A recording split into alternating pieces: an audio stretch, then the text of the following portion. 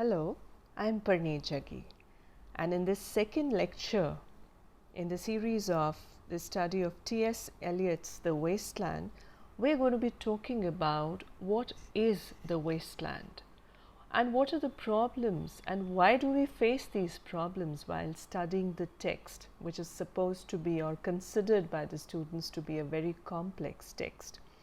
Why does it feel difficult to comprehend and analyze the text of the wasteland? So let's look at it briefly. What is the poem The Wasteland? It is basically a poem of 433 lines, consists of 5 sections and reflects the fragmented experience of the 20th century sensibility of the West. Now it is a social document also, and it is a poem which throws light on the problems and perplexities of modern civilization, but it is essentially about the spiritual experience of man. Then the principal theme we find in the poem is the disillusionment and disgust of the civilization caused by the World War I. There is a prevailing contrast throughout the poem between past fertility and present sterility of the age. Then there is the mythical past linked to the new concept of history, that is the repetition of the same events. Now Eliot revisits the past time and again. It comes as a refrain in the poem. Now it is not because he is enamored of the golden past or he heaves a sigh for the vanished glory of the past. No, he is not escaping or romanticizing anything. He is acting as a stern realist who is using the technique of myth and symbols as parallelism, making reference to the past whenever necessary to make us understand the spiritual paralysis and barrenness that we are going through. Now look at why the wasteland is problematic as a text, especially for the student. When we look at this problem, we find there are a number of factors which lead to the problem of this text. The comprehension, the analysis, the interpretation is always a problem with the students. So the first factor which I thought was the association of ideas. Now we find past and present being simultaneously presented and projected throughout the poem, because of which the students feel confused where to concentrate, in the past or in the present. Then the topping of this is the mythical method, which gives significance to the futility of the present times. Now this again aggravates the problems of staying at one place and of focusing on one time. So he keeps on revisiting the mythical backgrounds and the symbolic structure. Then his subjective experiences have been made universal. He may have gone through a trauma or a stage of depression while he was facing that time of pre-World War I and the post-World War I, but his own subjective experiences and thoughts have been universalized here, which the student of today may not be able to relate to. Then there is juxtaposition throughout. Yes, of course, there is lots of contrast and parallelism. Lots of things have been compared to each other, due to which the complexity of the poem increases. Then there are quotations from different languages and literary works. Now this is the most taxing problem for the student of English literature. There is a variety of quotation. There are borrowed phrases from all kinds of texts and literary works, like we have Shakespeare, we have Dante, we have all the important authors of English literature, but then we also have quotations from other languages like Latin, French, etc. So it makes the scene for the ordinary student quite complex to understand the text. Then we have fragmentation. Finding unity in the poem The Wasteland is a taxing task.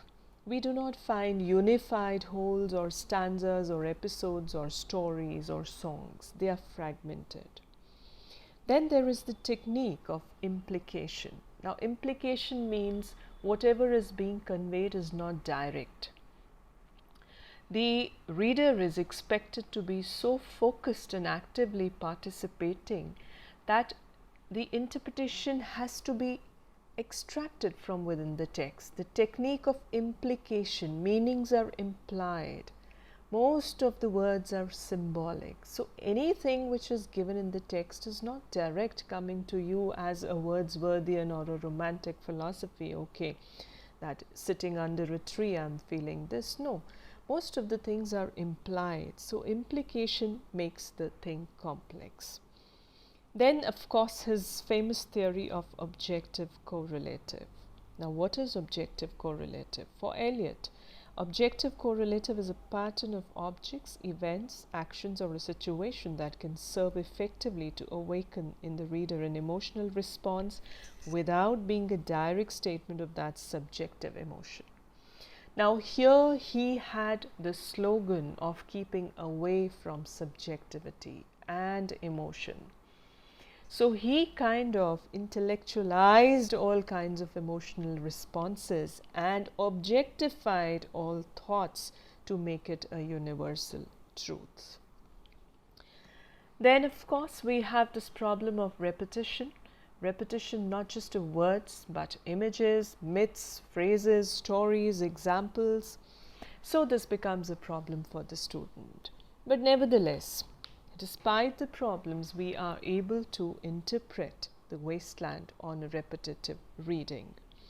Now let's talk about a very important section of the poem, which is the mythological background of the Wasteland. Now, as I mentioned earlier, the mythical background is coming from two books that he read, which threw light on ancient and primitive myths. And these two books were Jessie Weston's From Ritual to Romance and James Fraser's The Golden Bough, which Eliot himself has clarified that he took these references from these books. Now, the essential essence of this method was in establishing a parallel between the past, which was golden, full of faith, and the present, which is pessimistic, which is dry, depressing. So indirectly he gives his comments on the present civilization through the myths. Now these 4-5 important myths that have been taken apart from the other myths are, so I'm going to briefly touch upon these myths. First is the protagonist or the narrator of the poem The Wasteland, namely Tiresias. Now, who is Tiresias? Tiresias is the narrator. Tiresias is a spectator, not just a character. He is in fact an important personage in the poem who sees everything, who hears everything, who experiences everything, and then who narrates everything. So this character is taken from the mythical background of King Oedipus, and it is mentioned in Ovid's Metamorphoses. So this character, Tiresias, lived in the time of King Oedipus in Thebes, and he has extraordinary powers. Because of his experiences, he has been cursed several times. He was transformed into a man and a woman, and then he turned blind. He was cursed by goddess Hera.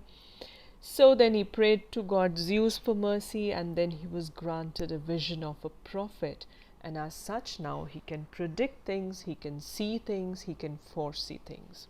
So therefore, Tiresias comes out as an important persona in the whole poem.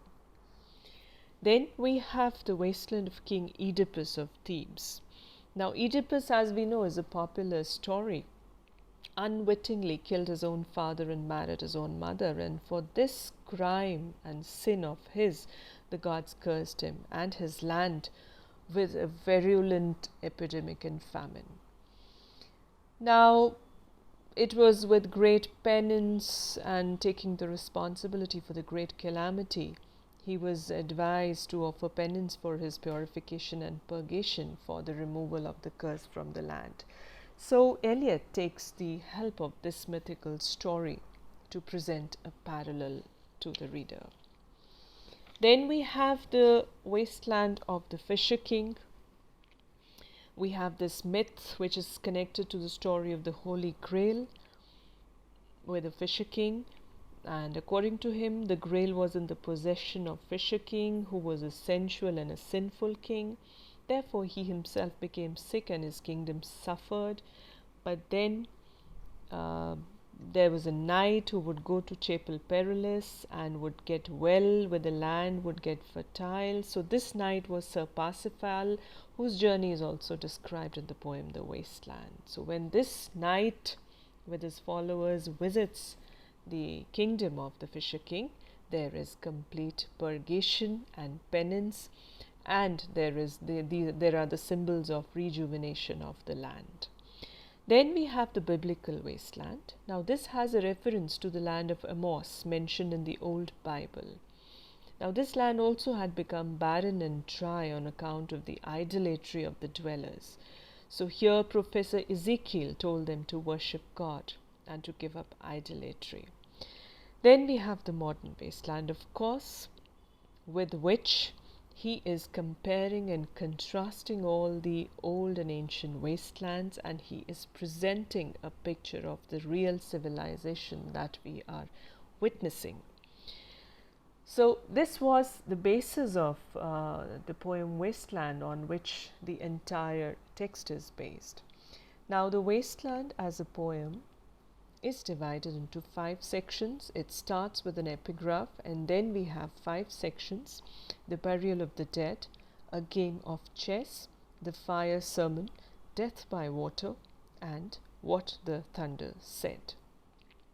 So we'll take up these sections in different lectures in the coming series. So thank you for now.